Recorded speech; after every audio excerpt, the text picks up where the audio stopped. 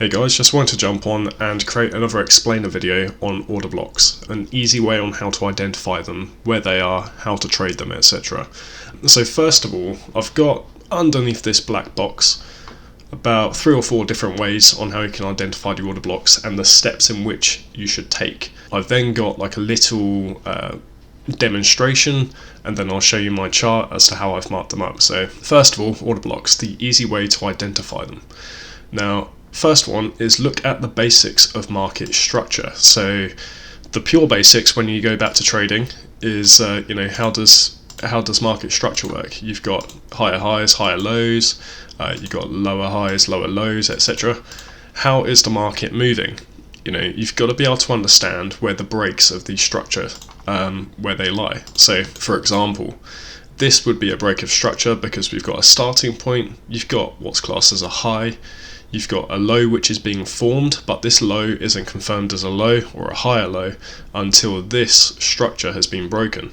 So every time you've got a break of this structure, this now becomes the new high, and then when you get a fallback, this isn't confirmed as a higher low until this area is broken. So it's again really simple. We're just going back to basics, and then all what you do is you literally just identify somewhere on these downfalls where the order blocks are, and we're going to get into that in a second.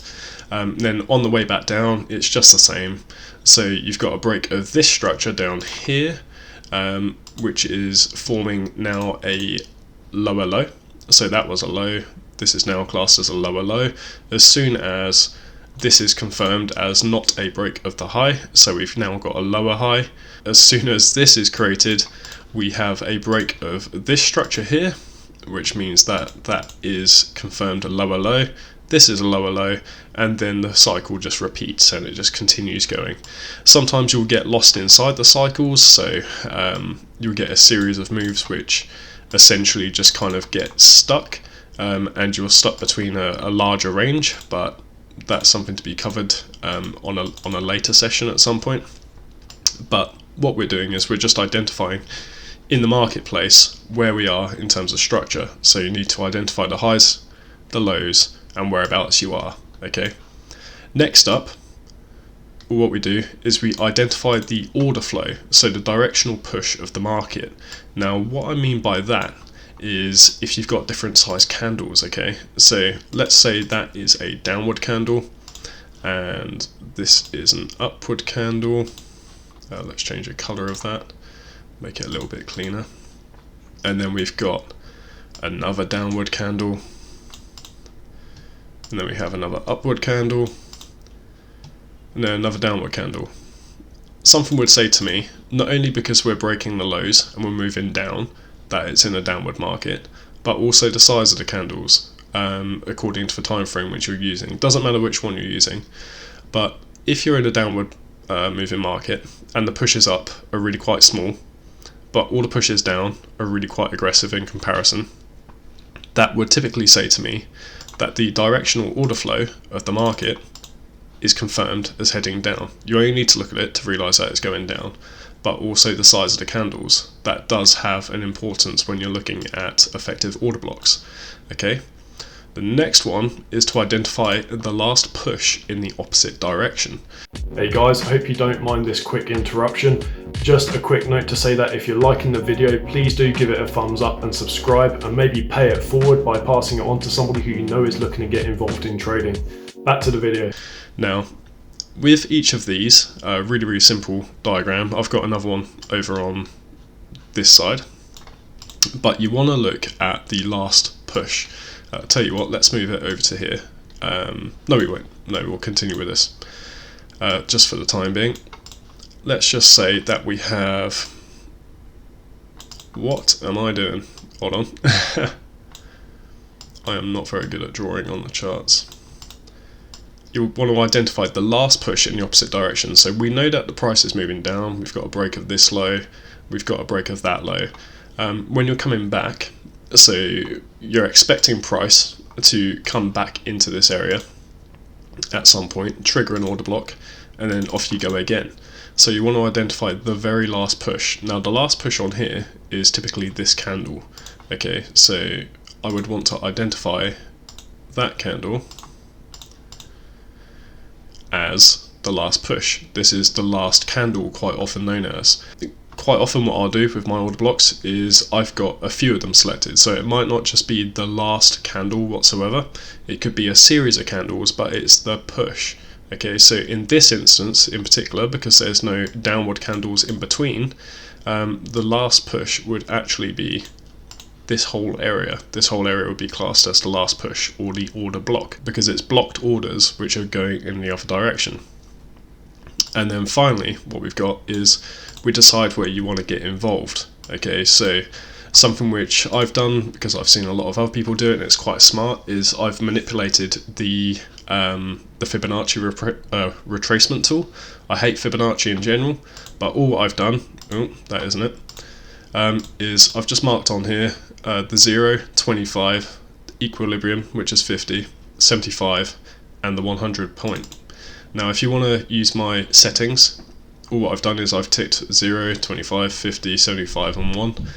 I've made all the colours pretty much the same on everything else apart from the middle line, because I usually take my entries off the 50% mark, and that's all what I think the Fibonacci retracement tool should be used for. Really simple. Okay, so let's go into one of the examples which I've created down here, putting all of this into perspective, and then we'll look on the charts and show you pretty much what I've done as well. So we've got the dark ones are obviously going down, the lighter ones are going up. We have price falling, a little push up, price falls, creates a new lower low. So right here we've got a break of structure. I haven't put wicks on here because I really didn't want to waste a load of time.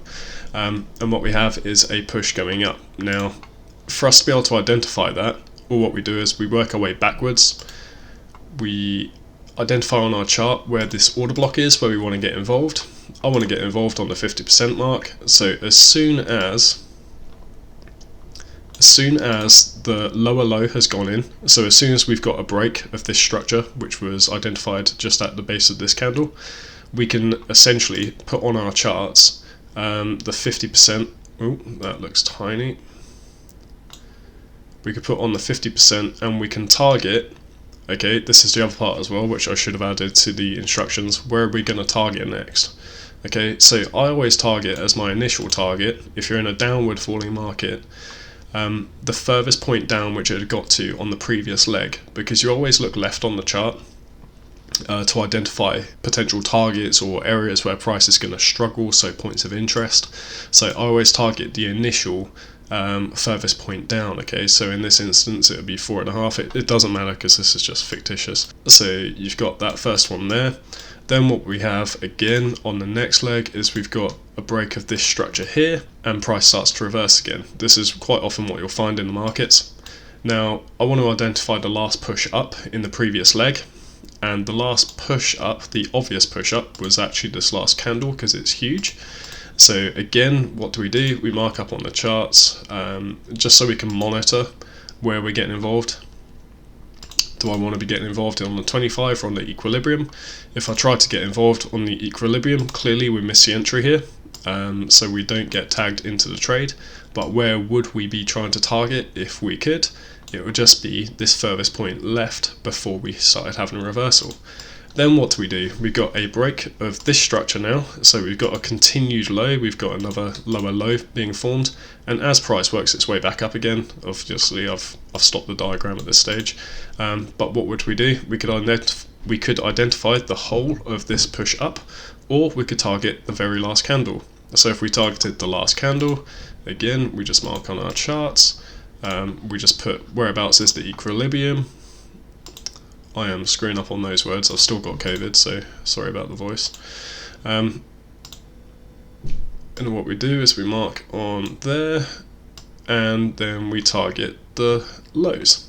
Okay, really quite simple. Okay, so with all of that in mind, we'll just identify a quick example moving upwards. Let me clear this off my charts, get it out of the way, make it a little bit tidier again.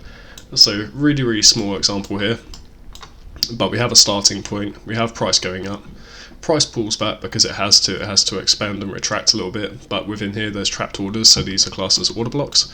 Obviously we don't get a tag into this one if we're just targeting for the last candle, and this is something which you need to go back and back test. You know, what is it that forces price to come back down for deeper order blocks? What is it which causes price just to come back down and penetrate this sort of like the whole downward move? Is it when it breaks with wicks? Is it with when it breaks with full bodies? Well, who knows? I do, because I've done the back testing, but you guys need to go away and do that as well. Also, just so you know, the results do vary based on what pair you're using and what time frame you're using.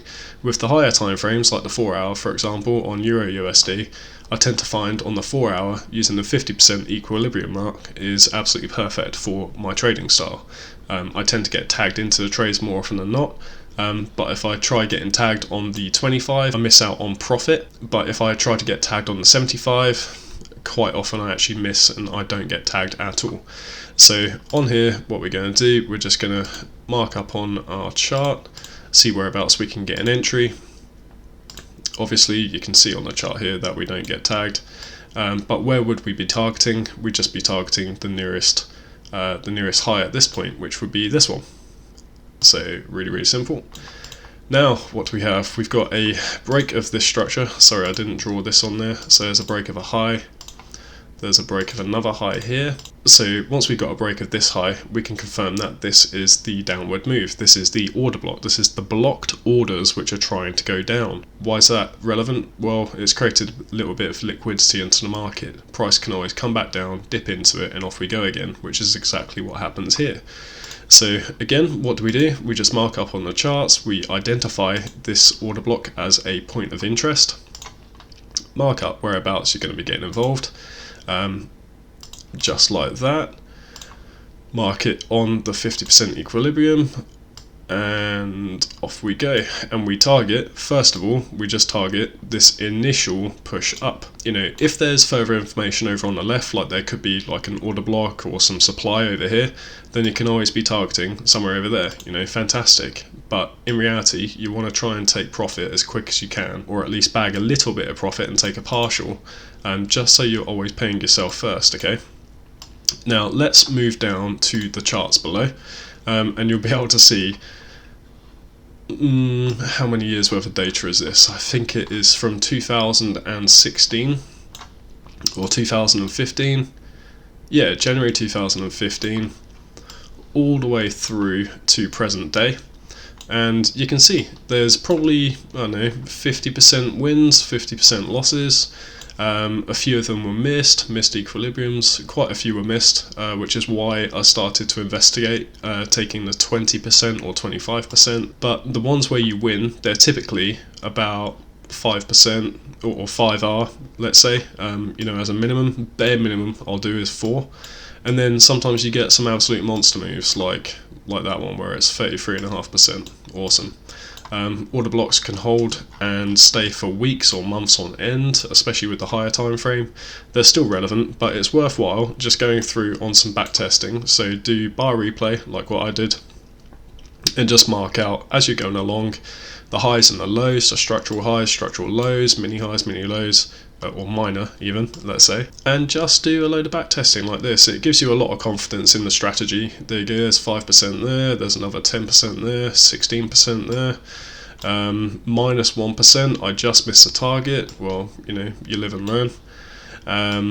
What's that, 12.5%, 8.5%, 6%, missed a trade there, 8.5% there, 7, 10, 9, 10, you know, it's really quite simple, you know. So if all what you're doing, if all what you're gonna do over this next week is learn how to use order blocks, just pick a higher time frame, go back as far as you can on the charts. It really doesn't matter which currency pair you're using. You can even do this with gold. This is my gold strategy as well. And then what you can do if you're feeling especially daring is do what I've always done, is, you know, basically pick a higher time frame as a confluence. So you're picking either the daily or the 4 hour or even the 1 hour, and try to zoom in and get a little bit closer for some lower time frame entries, okay? And I'll go through that in a separate video, but combine higher time frame with lower time frame. Essentially you're trying to get, you know, potentially 100 pip moves. Let's see how big this move was. You know, that's 150 pips right there. If you could get an entry with maybe 2 or 3 pip stop, well, you know, there's a 50 to 1 trade, and there's multiple ways in which you can do that, and you can get involved several times on the same trade. If you go back and watch my original order block video, how I compound into every move, or every move that I can do, there isn't just one move which you can try and get on a single down leg like this, or an up leg. You can get in several times, and I'm basically feeding off all of the order blocks on the way down using a smaller time frame. But guys, I hope that has opened your eyes a little bit into order blocks. Really simple. I don't want to overcomplicate it. What I might do for the time being, at least until you guys say it's not very useful, but if it is useful, definitely let me know. I'm going to probably post my results every month or so, just using this order block strategy. I'll show you which ones I got involved in, which ones I missed. I don't trade full time anymore, or not as regularly as I should do, but quite often, like what we had earlier today, was a lot more markings on my chart. But earlier on today, or yesterday, we had an order block which was set here. I knew price was falling, and an order which I completely forgot about. This was probably set, what, a week ago? Yeah, it was a week and a day ago. Price came down, just touched my order block, and off it goes. Okay, I was expecting price to get up to this line here. It almost did. Looks like price is plummeting now, but hey, who cares? That's order blocks for you, they work. Let me know if you've got any questions, stick it into the comments box. Let me know, do you trade order blocks? Do you not? If so, why? If not, why? Guys, it's been a pleasure. Thank you very much.